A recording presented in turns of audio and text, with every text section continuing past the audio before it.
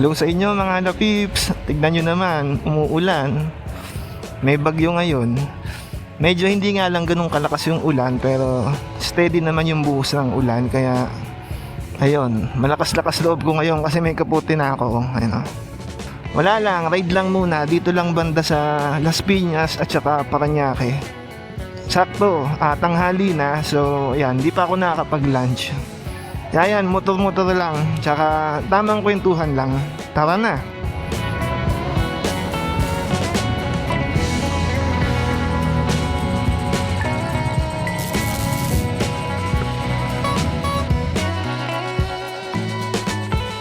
So ito mga halapips, wala pala akong gloves ngayon kung makikita nyo. Kasi baka mabasa eh. Nangihinayang ako pag ginamit ko, basa. Eh bagong laba kasi, so lalabahan ko na naman siya. Siguro ano na lang, bibili na lang ako ng isa pang gloves na extra para yung isa pwede kong gamitin sa ulan. Ang ganda ng ganitong klaseng panahon, no? Para sa akin ha, para sa akin, gusto ko yung ganitong panahon, makulimlim, hindi mainit, tapos medyo may ulan. Ang sarap nito ng ganito sa sa bahay. Wala kang iintindihin, maghihilata ka lang. Pero pag minalas-malas ka, gantong panahon, ang ganda-ganda, yung parang hindi maganda, yung parang gantong kondisyon ng panahon, tapos may pasok, ako po, nakakadamad, parang gusto mo mag-live.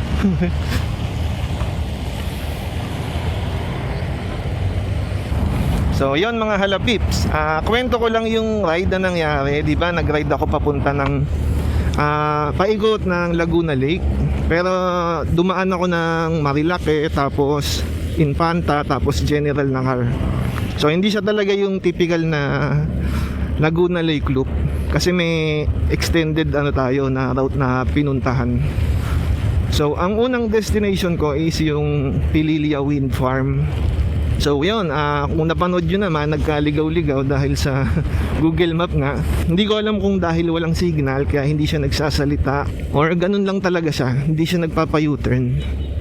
Talagang hihintayin kanyang dumaan sa mga kanto bago kanya palikuin para mag-U-turn. So ayun, dahil dun na-late ako sa pupuntahan ko na camp para makapag-camping. Sa Daraitan dapat kaso lang gabi na nga.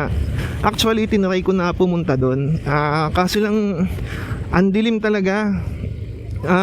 Hindi ko lang na-videohan kasi low bat na yung camera ko. Parang huling battery niya na yun, yung umaandar ako sa Pililya, yung backdoor tawag nila.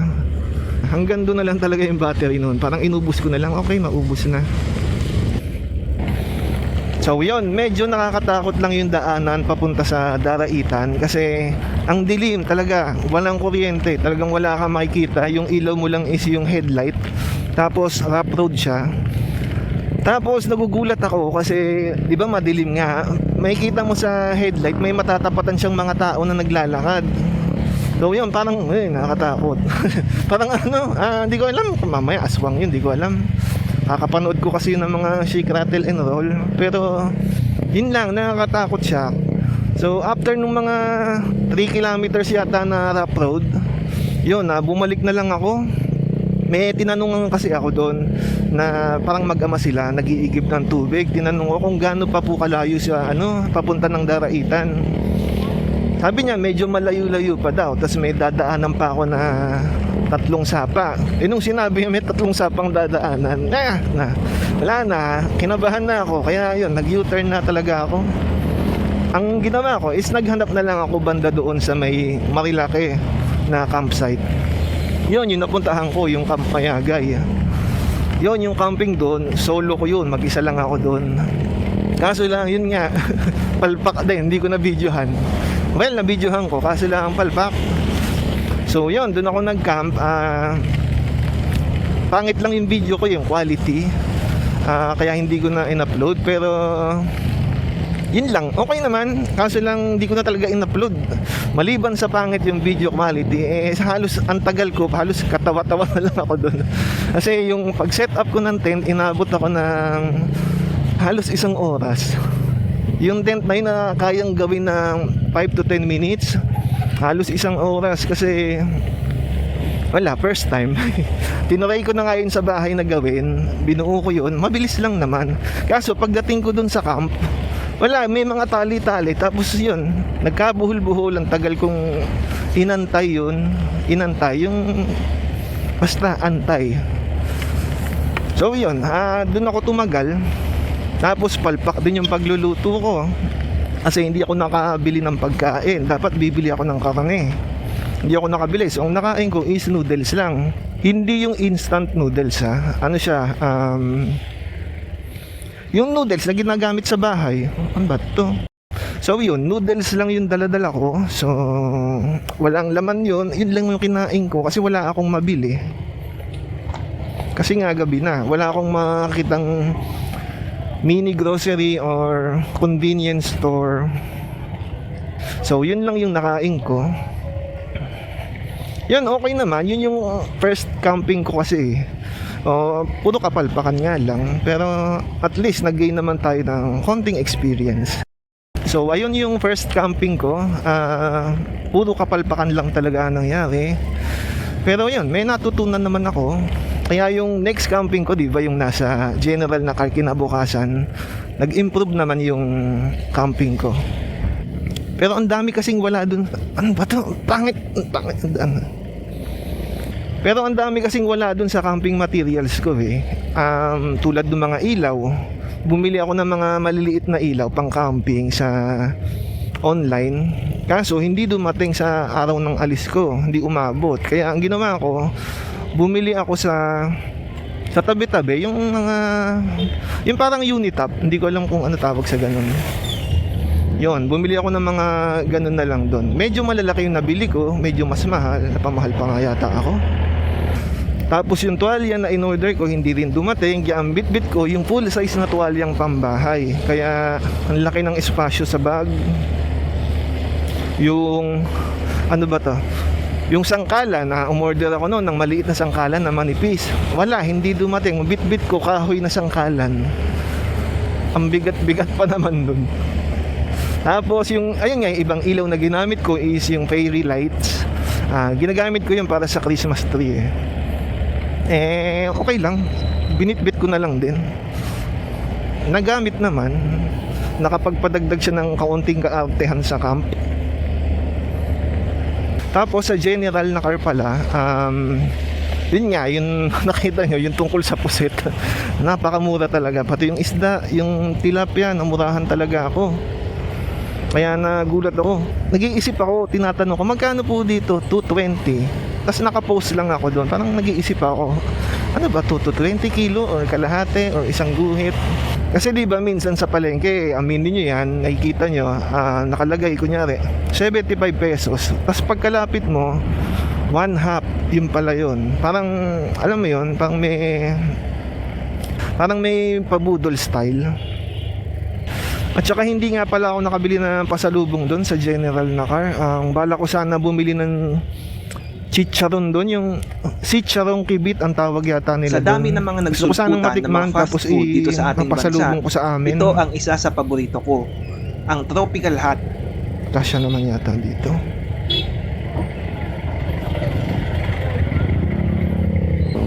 Tapos yun, gusto kong bumalik doon sa general na car. Gusto kong makakita ng falls. Pag nagkaroon talaga ng pagkakataon, tatry kong bumalik doon.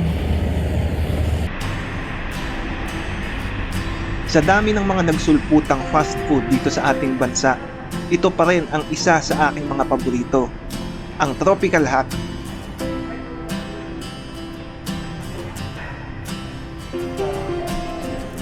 Spaghetti, chicken sandwich at fries. Yan ang in-order ko. Kahit anong oras ng araw, papaumaga, tanghali o gabi, basta nasa tropical ako, ang order ko palagi ay spaghetti, chicken sandwich at fries. Matagal-tagal ko na ring hinahanap yung lasa ng pagkain nila. Gustong gusto ko yung spaghetti nila dito, saktong-sakto lang yung tamis niya para sa akin. Yung chicken sandwich naman nila ay kakaiba kasi hindi ito yung katulad ng chicken sandwich na burger style. At saka sila lang yung alam ko na may ganitong klase ng chicken sandwich.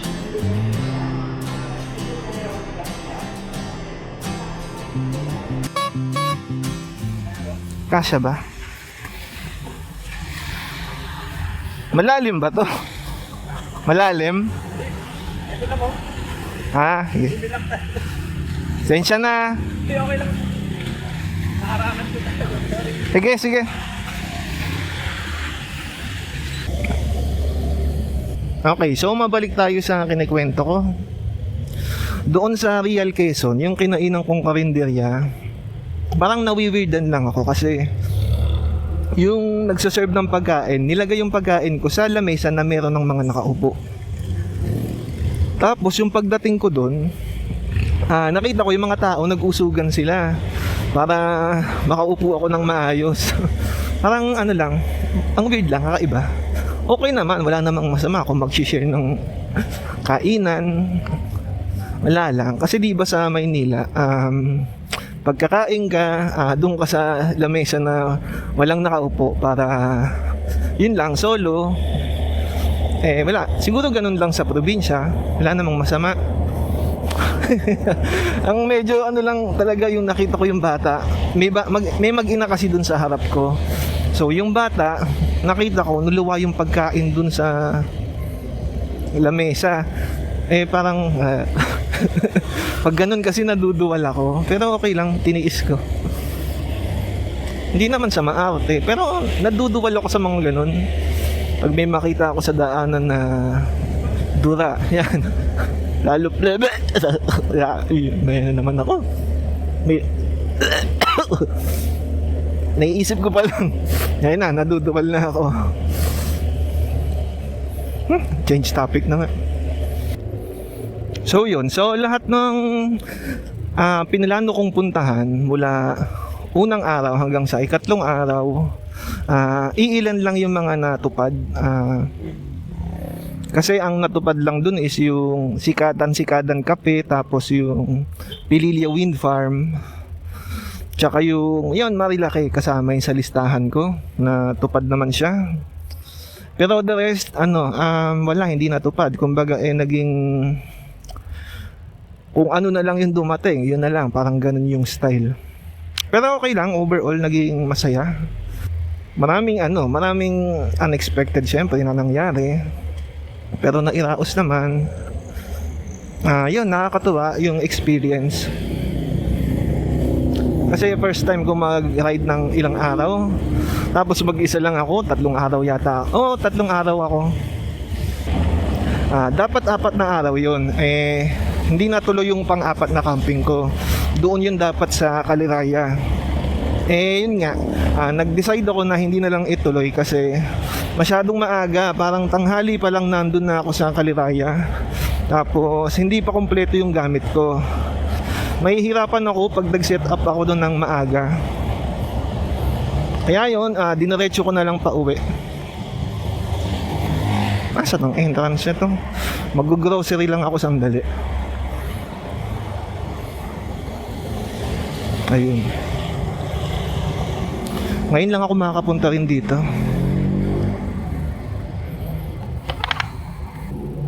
Ano to? Libre yung parking? Siguro libre. Walang pinto ay walang gate kaya siguro libre parking dito. At least nasa ko, silong. Hindi kasya lahat nung pinamili ko sa sa trunk, kaya ito nandito sa labas yung iba, yung mga pwedeng mabasa. Tulad nung mga juice, yung mga nakalata, naka-tetra pack. Yan, dyan sila. Tapos sa loob yung mga importante. Saan? Alam ko ba ito? Pagdating naman sa gastos, masasabi ko na naging matipid naman. Kasi sa camping pa lang, napakalaki na talaga ng tipid doon kumpara sa pupunta ka sa hotel, motel, apartel o kaya mag-Airbnb ka. Napakalaking tipid ng camping kasi nasa 300 lang yun kadalasan. Yung iba umaabot ng 7 or 800. Depende sa lugar. Pero yung mga napuntahan ko, puro mga 300 lang yun. Pero yung target ko sa Daraitan, yun 700 yun. Pero maganda doon. Pero yun, mabalik tayo, matipid pa rin, naging matipid. Kasi yung mga kinain ko, mga magkano lang naman yun, mga halagang 200, 300. Pag karinderya ako kumain, mga nasa 100 lang. So pagdating naman sa performance ni Pacquiao, okay, walang naging problema, wala akong nakitang hirap siya. Kasi yung una nga, kinakabahan ako yung papunta sa kape sa Binangonan, sa Sikatan. Yung napakatarik na daan doon, kala ko talaga babaliktad kami. Tsaka kala ko mahihirapan siya. Hindi naman, kaya. Lakas nga ni Pacquiao eh. Kahit sa Marilaki, okay din naman yung mga paahon doon. Walang naging problema. Pati yung gabi nga, yung sinasabi ko na papunta ng Daraitan, na hindi ko na nabidyohan, rough road yun. Nakaya naman niya, hindi siya nahirapan doon. Medyo may malalaking bato doon eh, tapos may malaking uka. Yun, kala ko masisira yung kanyang mga shock. So hindi naman. Tapos yung pagdating naman sa gas consumption, umalis kasi ako ng bahay ng punuto yung gas. Tapos yung sunod na gas ko na is yung pauwi, banda sa Siniloan. Parang 2 bar pa yata yung natitira doon, or 1 bar, hindi ko na masyadong natatandaan. Pero yun, okay, ang ganda ng performance ni Pacquiao. Pina-PMS ko siya bago ako mag-ride. Siguro nakatulong yun, pero happy ako kasi nga nakaya niya ako. Ilang kilo ako, na 70 kilo ako, tapos 5'7". Tapos ang dami kong bitbit, ang laki-laki ng backpack ko, tapos yung trunk puno ng gamit, yung mga tent, tsaka yung mga ibang mga damit ko. So yun, nakakatuwa siya. So yun na mga halapips ha. Salamat sa pagnood ninyo nitong video na to. At sana kung nagustuhan nyo, i-like nyo siya sana. And then kung gusto nyo pa ng ganitong klaseng video mula sa akin, sana subscribe kayo dyan sa baba. So yun mga halapips ha. Salamat na lang ulit. Next time ulit, nood kayo. Bye bye.